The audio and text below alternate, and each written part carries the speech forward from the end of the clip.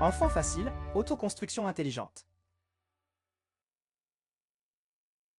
Bienvenue dans la vidéo d'instruction de la commande intelligente de Nico. En plus des commandes filaires, nous allons examiner en détail les solutions sans fil dans cette vidéo. Dans l'aperçu des principes, nous voyons que nous commençons avec un interrupteur connecté qui est déjà installé. Une solution sans fil ne peut jamais commuter une lampe ou un autre consommateur par elle-même. Il s'agit toujours d'une commande connectée qui sera commutée par le détecteur de mouvement sans fil ou le bouton poussoir. Comme nous le verrons plus loin dans cette vidéo, cette action est déterminée par le logiciel. Le variateur connecté peut également être connecté à un bouton sans fil. Sur le plan des tâches, l'électricité avec toutes les commandes et autres, comme discuter avec votre coach de bricolage, nous trouvons le détecteur de mouvement sans fil dans la cage d'escalier et le bouton poussoir sans fil dans le local technique. Nous utiliserons ces deux exemples dans ce tutoriel vidéo. Comme déjà mentionné, dans le schéma de situation, nous commençons avec un interrupteur connecté déjà installé. Si nous voulons le relier à une commande sans fil, par exemple si nous voulons ajouter une commande supplémentaire à une installation existante sans couper ni démolir, nous avons le choix entre un détecteur de mouvement ou un bouton poussoir. La hauteur d'installation recommandée pour le détecteur de mouvement est de 2,5 mètres et est fixée via le support fourni. N'oubliez pas d'insérer d'abord la batterie. Le détecteur de mouvement a un angle de détection de 110 degrés et une portée de détection de 5 mètres à cette hauteur. La distance maximale entre la centrale et le détecteur est de 10 mètres à l'intérieur.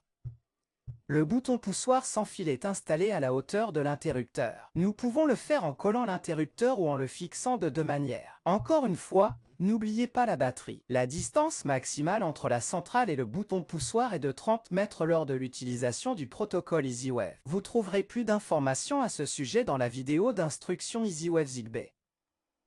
Dans le logiciel, on commence par ouvrir notre programme. Via l'onglet Créer, nous pouvons maintenant ajouter nos commandes sans fil et définir les actions correspondantes. En cliquant sur Ajouter des commandes et des appareils, puis sur des détecteurs, nous pouvons ajouter le détecteur de mouvement sans fil. Nous les mettons à leur place respective et leur donnons un nom approprié. Sous Paramètres, il est possible de régler la sensibilité au mouvement du détecteur.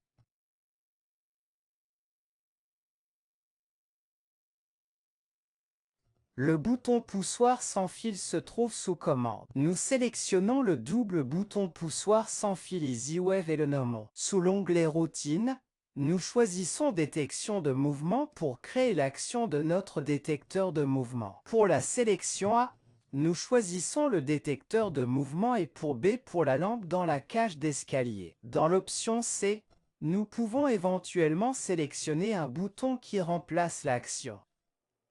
Grâce aux paramètres, nous pouvons définir le mode de détection et l'heure d'arrêt ou la durée pendant laquelle la lampe reste allumée. Enfin, nous donnons un nom à la routine et fermons la fenêtre.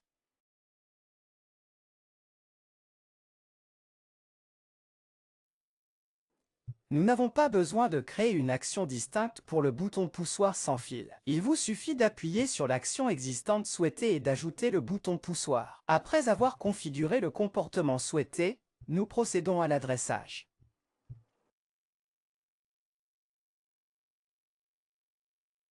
Dans l'onglet Adressage, nous choisissons Commande et appareil et sélectionnons le détecteur de mouvement sans fil. Physiquement, nous ouvrons l'arrière du détecteur de mouvement et appuyons sur le bouton de programmation pendant au moins 3 secondes. La LED en haut à droite du détecteur commencera à clignoter en rouge et restera fixe lorsqu'elle sera adressée. L'adresse elle-même réapparaîtra dans la barre d'adresse.